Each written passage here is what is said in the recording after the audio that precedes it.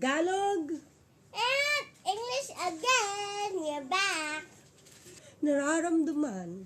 Emotion. Ang saya-saya ko. I am so happy. Happy, happy, happy. Banana na kat. Tuwang-tuwa ako. I am so excited for this year. Ang lungkot-lungkot ko. Gusto ko nang mag-isa. I am so sad. I already want to be alone. Nagagalit ako. I am so angry. Naguguluhan na ako. I am so confused.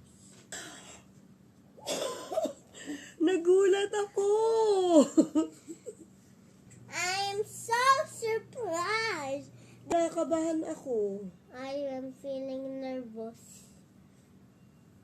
Natatakot ako. I am scared. May sakit ako. I am sick. Masaya. Happy. Malungkot. Sad. Nagulat. Surprised. Naguguluhan. Confused. Mahal kita. I love you. Paalam. Bye-bye.